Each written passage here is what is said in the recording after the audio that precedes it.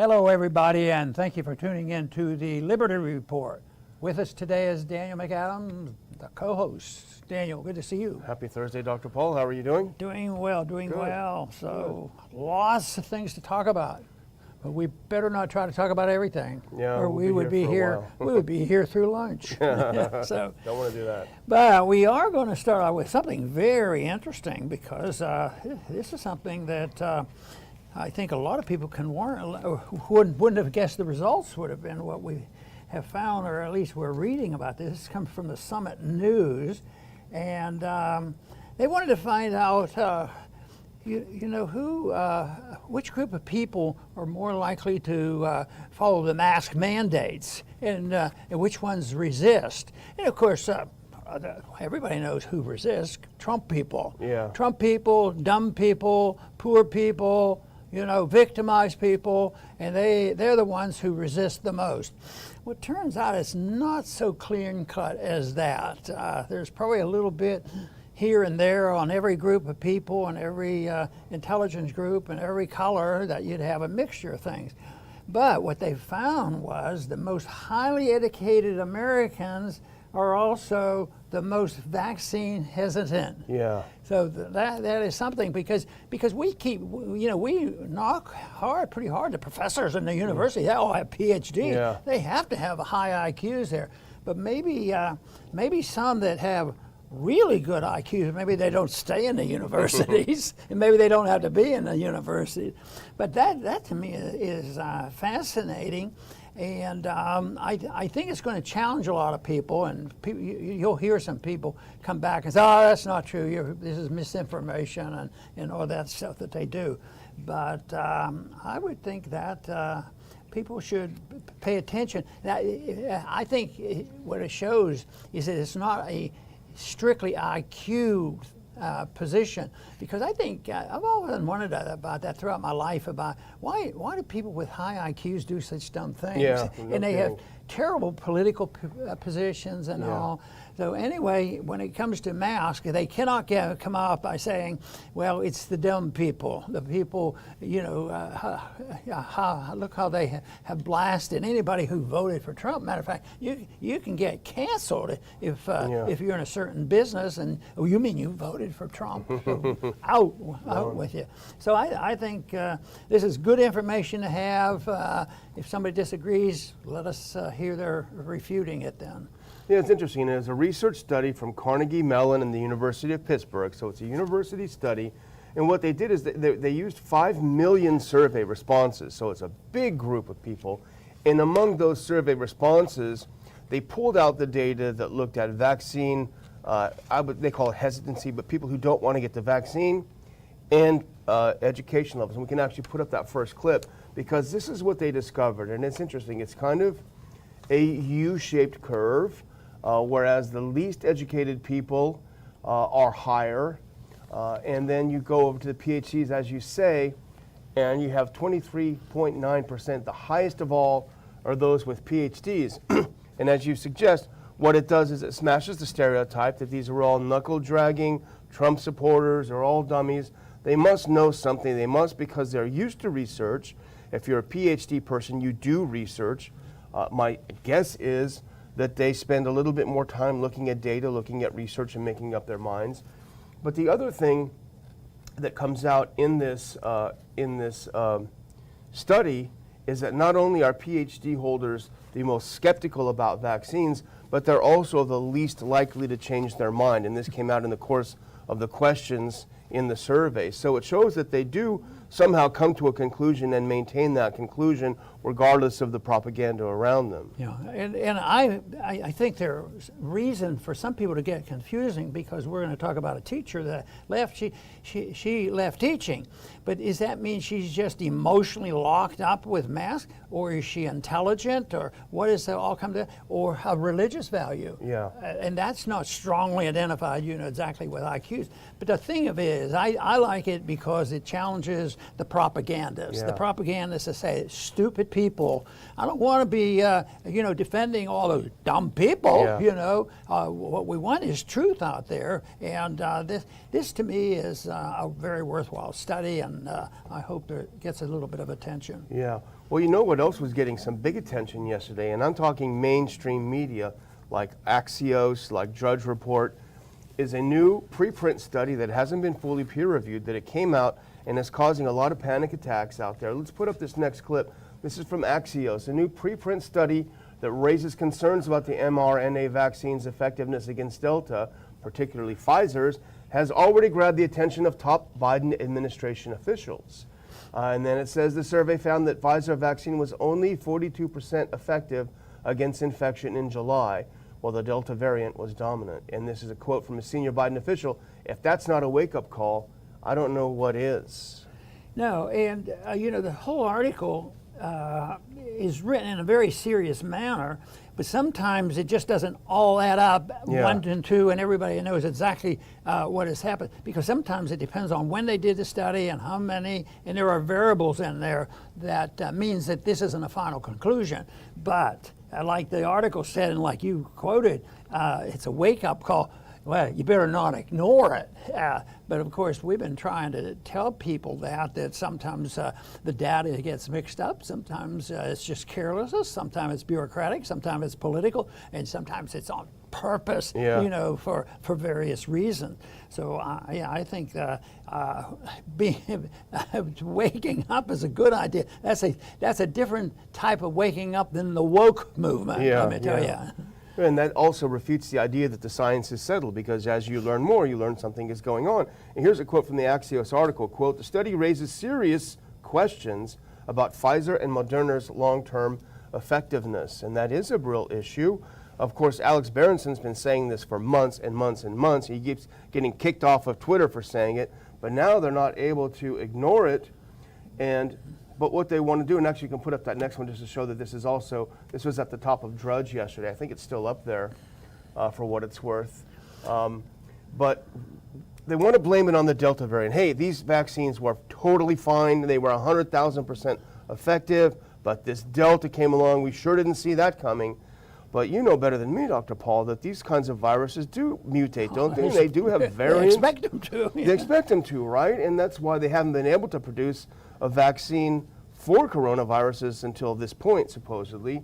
But it's also something that reminds me of the flu season. Remember, the experts always try to guess which strain will be the dominant strain that season, and they put that into the flu shots. And I remember several times them saying, we got it wrong this year. We had a lot of flu this year because we got the strain wrong. So the idea that these things do change and mutate and have different variants shouldn't really be a surprise to scientists. Yeah, and you mentioned a doctor that gets kicked off his job because he reports something, then later on it turns out to be true. And sometimes it sort of is the person that spoke the truth first he's never recognized and saying, look what he did. What they do is they just slip over and they know they have to change it, because some of the evidence comes from the CDC own record. So they do change their position. But someday, maybe when a detailed history of this year and a half of what they call, fighting for the right science position instead of arguing that science is a big discussion, is to just find out how many people were right and suffered from the consequences of only suggesting something that challenged the conventional wisdom of the so-called scientists. And I think there has to be a ton of it, because this is the first time I ever remember where there was so much emphasis on no discussion on the science. Because it contradicted everything I've learned. The science usually creates we were told it creates 2 new questions. You have one scientific fact, you come up with 2 new ones. So, but I think it's great when we can find them like this, and hopefully truth will win out in the end. And it really is, the mainstream is starting to see some of this stuff that we've been talking about. And let's look at this next link. And this is a little bit off topic, Dr. Paul, but I really wanted to put this out there. This is from NPR. This is a headline. You don't usually see the NPR going against the CDC, but look at this. The CDC said the Delta variant is as contagious as chickenpox. That's not accurate. Now, they did go back and change this headline later, but that first headline was pretty strong. And what they said, you remember the CDC came out at the end of July and said, you got to wear a mask even if you're vaccinated, because we can't tell you why exactly, but you just have to do it. And then a couple of days later, they leaked those slides. And one of the slides talked about how the Delta variant was just as contagious as chickenpox. That's why they had to make that decision.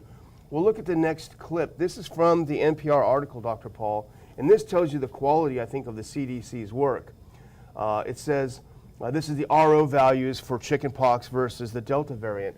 He said the value for chickenpox and other ROs in the slideshow came from a graphic from the New York Times, which wasn't completely accurate. So the CDC went to the New York Times and pulled a graphic about it, even though the graphic artificially lowered the RO value for the chickenpox and artificially raised the RO value for the Delta. They just pulled it out of the New York Times. And they quoted this scientific expert at the New York Times. Yeah. That's their evidence. Yeah. They better go back to the lab. And this is the CDC. This is the CDC. And the taxpayers paying for that kind of nonsense. Yeah. And I wanted to just do one other quick one about COVID before we move on to something that's also related.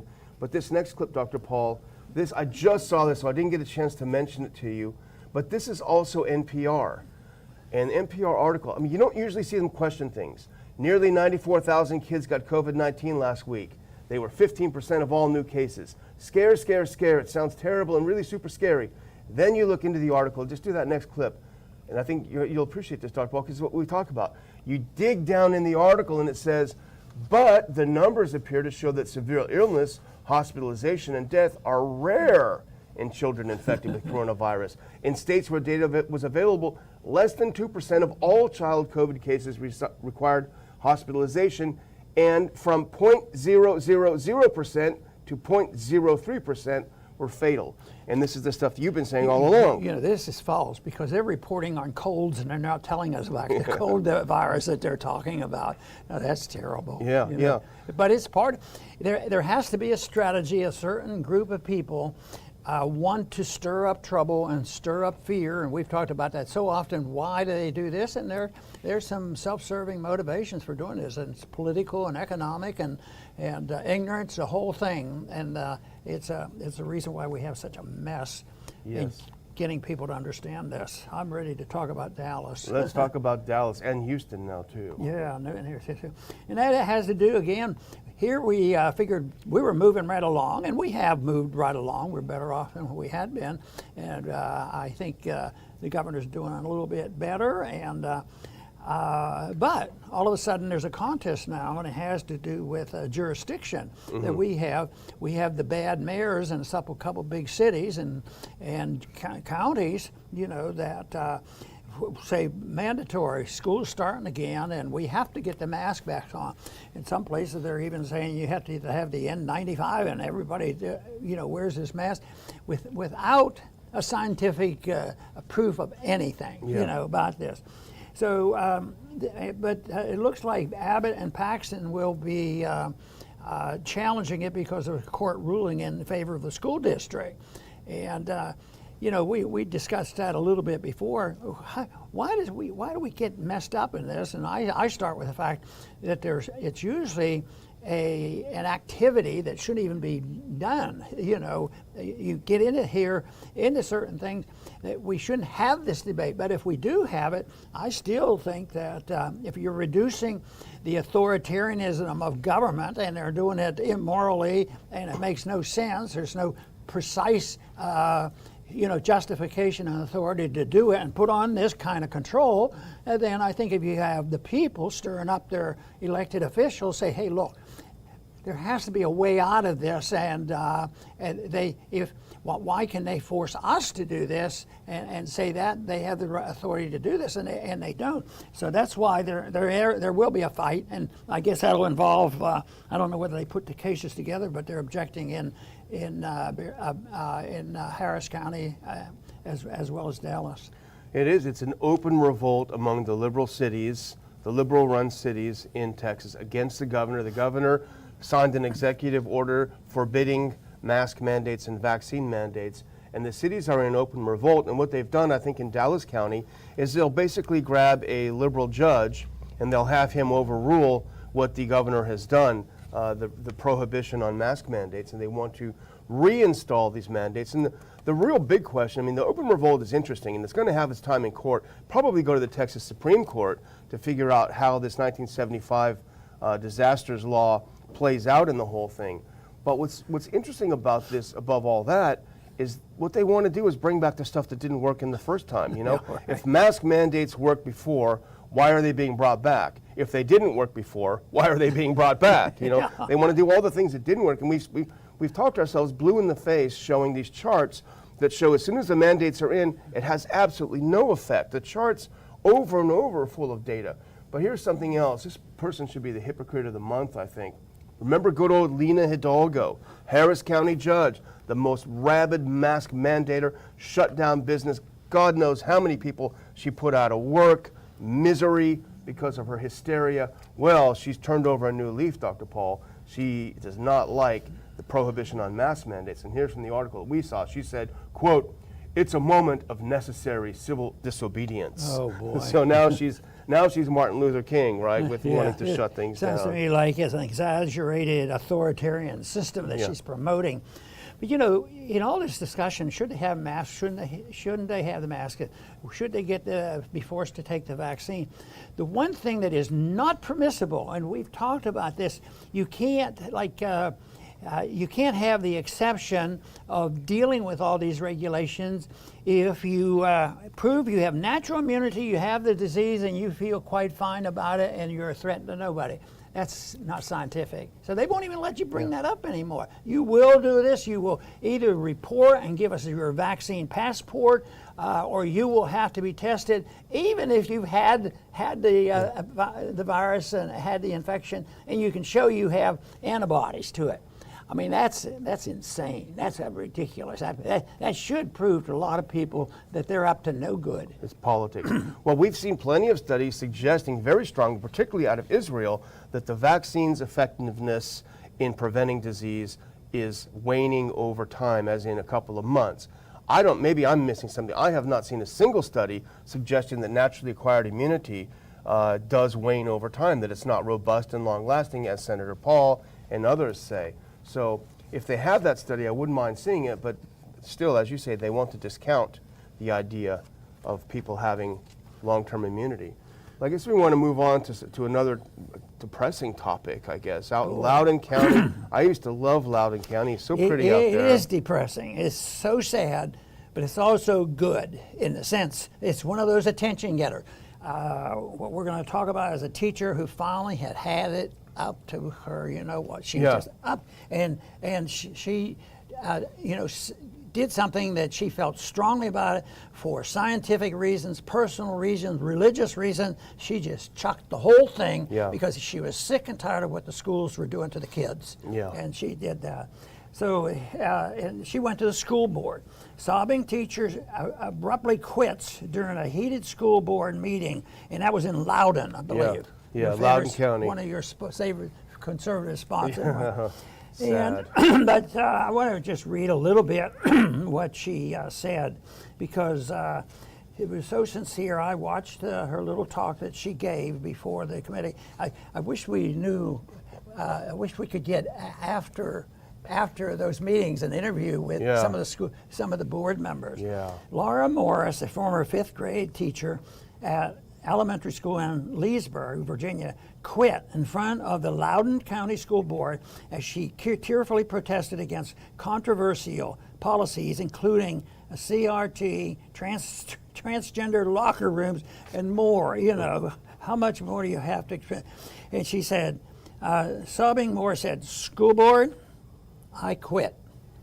I quit your politics, I quit your training, and I quit being a cog in a machine that tells me to push highly politicized agendas on most vulnerable constituents, the children. I will find employment elsewhere." And you know where, no, she didn't say that. I encourage all parents and staff in this county to flood the private schools. Yeah. Well, all she's suggesting, why do we have to be so dramatic? She has this radical idea of restoring respect for liberty, making your own choices, responsibility for your children's education. Yeah. We have to do this. We have to go back and have a new Declaration of Independence, which is probably a pretty good idea, because that's what she's doing. She's trying to declare independent. Now, very quickly, I'm going to finish up on this. She also added that she was previously told during a so-called equity training that this one is one I think got her. A training that white, Christian, able-bodied females currently have the power in our school, and quote, this has to change. That sounds a little bit like discrimination. Yeah. Oh, but no, that's the legal kind.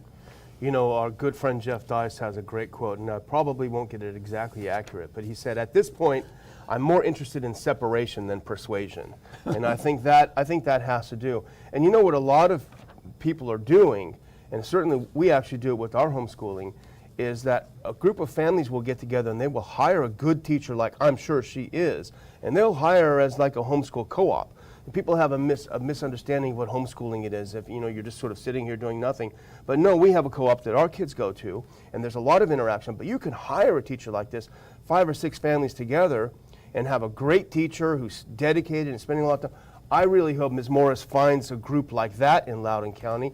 And I hope when they ask her about curriculum, they talk about the Ron Paul curriculum, because that would be a good place to start. And I bet she would love that curriculum if she took a look at it. Some people use, and you can't ignore it completely. She's going to leave. And so she does go and do homeschooling or private schooling. She's going to make less money. And they talk, you're going to make less money. How are you going to do that?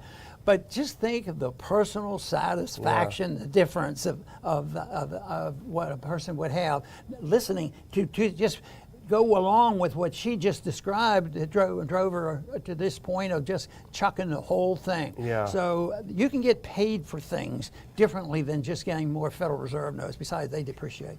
Yeah. And with enough families, she may not lose money at all. She may actually gain money. She can do some private tutoring and this sorts of thing. I know folks that are doing that actually in Loudoun County. That's right. That are doing that. So we wish her the best, and we applaud her in her guts, her courage to do this. It's a lesson to all employees, including all the federal employees that are going to be forced to get a jab. If they don't want it, they should walk off the job. So should the military. So we have another one on Macron. Oh yeah, your favorite tyrant. Yeah, it's got an interesting, interesting view of language here. And in the headline, it really strikes a chord. Here is it's this issue of showing the papers. We use that in a very, very negative way for decades. Yeah, of course. It was never in America. Yeah. And theoretically, people in college and later on in a little bull session, we say, do you think they'll ever make us carry our papers? And of course, that issue came up when they gave us the Social Security cards. And I still have my original. It says, not to be used for identification. And I think that number is used sometimes to identify us, and you can't go anywhere without using it. But Macron had an interesting thing to say about it. Macron is saying, showing police your papers, nothing to it, to visit a cafe is about freedom. This is the way you get to be free. You do what the authoritarians tell you to do, and they'll punish you if you don't do it. But then if you do what they tell you, you're a free person by becoming a slave. Yes. If you become a slave to their dictates and mandates, they claim that is freedom. A little bit of twisted definition. Freedom is slavery, as there you Lobo go. said. But we showed the video of the cops going around and telling, hey, you were sipping that cappuccino? Let's see your vaccine pass. And in fact, I've seen subsequent pictures from Paris where the cafes are empty. People are not going. And basically, Macron is going to destroy the economy even further. But here's a quote from there, Dr. Paul, and when I saw this, I knew this is right up your alley. Here's Macron. It's about citizenship. Freedom only exists if the freedom of everyone is protected. Does that make any sense? And freedom to him, his understanding is his constituents obey him. Yeah. That's what freedom is all about. Yeah. Freedom is obeying. I remember one time a long time ago, I was discussing this whole thing about Russia and the Soviet system, and I said, well, maybe they are. I hear them saying they're for peace. They said they are on their terms. Yeah. They're on their terms. This is what he's for freedom on his terms. So I guess if you arrest somebody and make them a slave, some people call that freedom too. Yeah. So. But we have a couple other people doing this too, even in L.A. and Newsom continues. You'd think Newsom is so aggressive. You'd think he would be paying attention to New York.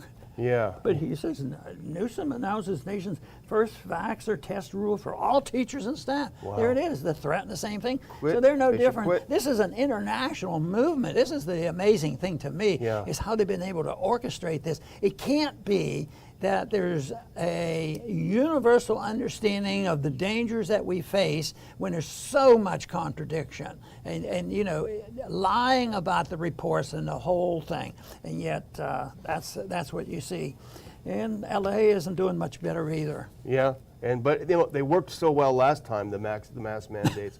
You know, it's funny, the other side likes to talk about the nurse shortage in Texas, the nurse shortage in Houston, because Governor Abbott said we need, you know, if we have some nurses from out of state want to come in and do some work, we would like it. But they never talk about all the nurses who left because they were being forced to the jab, right? Yeah. If you wouldn't force them, they probably wouldn't have left. Well, I'm ready to close with a couple of quick things. And Okay. the first one would be this next chart. And this is Hawaii. As you know, Hawaii is an absolute basket case. But it's also the poster boy for why lockdowns and mask mandates don't work. If we can put this last one up, this last clip up on Hawaii. Make it a little bigger if we can. My eyes are straining. But this is Hawaii. Look at the mask mandate in April, and look what the cases did. Jump. Look at the 98% mask compliance in February of this year. And then look at what happened just couple of weeks ago. Lockdown measures enacted. Does nothing. And here's what Ian says. Hawaii, with 86% of adults receiving at least one vaccination and an active mandate in effect mask mandate for 479 days with 98% compliance, announced today that they're going back into lockdown with capacity restrictions, distancing, etc. Mask mandate for over a year, virtually everyone wearing it. And, you know, my family was there because of a death in the family last autumn, and they can attest to the fact that everyone wears it, and they hector you even on the beach if you don't have a mask on. Everyone's wearing it, everyone's been shot, and look what's happened to the cases. That is the example. One final thing, Dr. Paul, it's a little video that I have not previewed for you, but I think you're going to appreciate it. This is in Tennessee. These are kids in Tennessee. Kids are fed up with it. They are protesting the masks and the mask mandate. If we can just cue that up and watch a couple of seconds of that. This is something I know you liked it when we saw it in Israel. If we can cue that video up. Here we go. Let's watch this. Look at these kids in Tennessee. No more free, no more masks.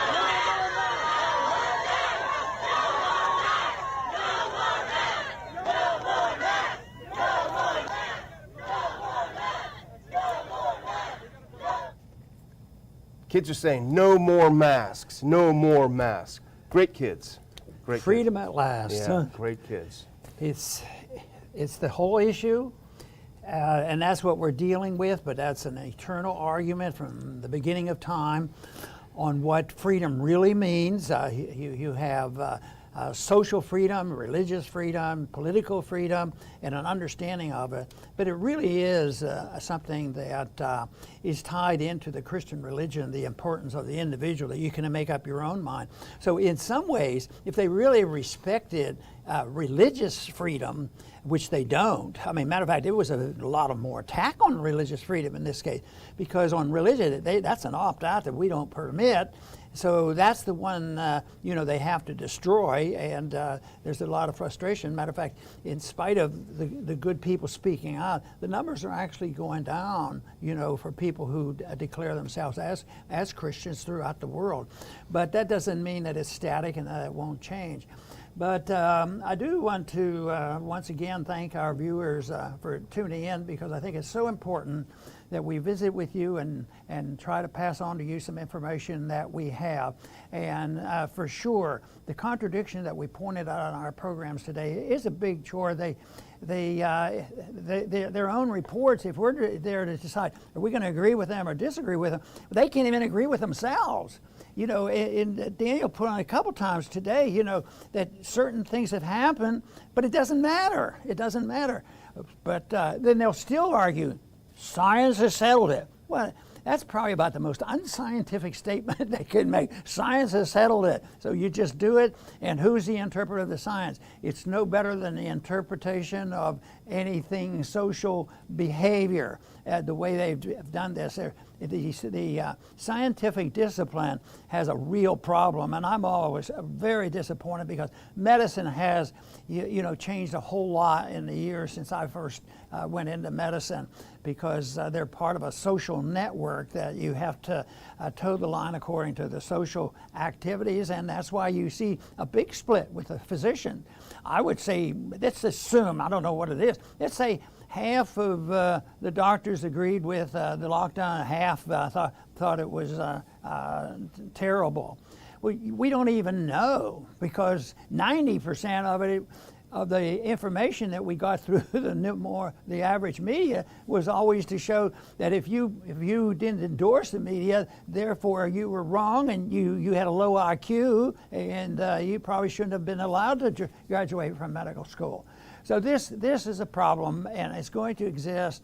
But I think in the long run, the truth comes out. Sometimes it only comes out in history. I always think that's important too, because I like to read history and find out, where people assume something, and then all of a sudden they got the real facts later down, and the mystery was solved. But unfortunately, the politicians are demagogues, and unfortunately, we have too much politics and not enough freedom. And our goal here is to have a program that promotes the cause of freedom.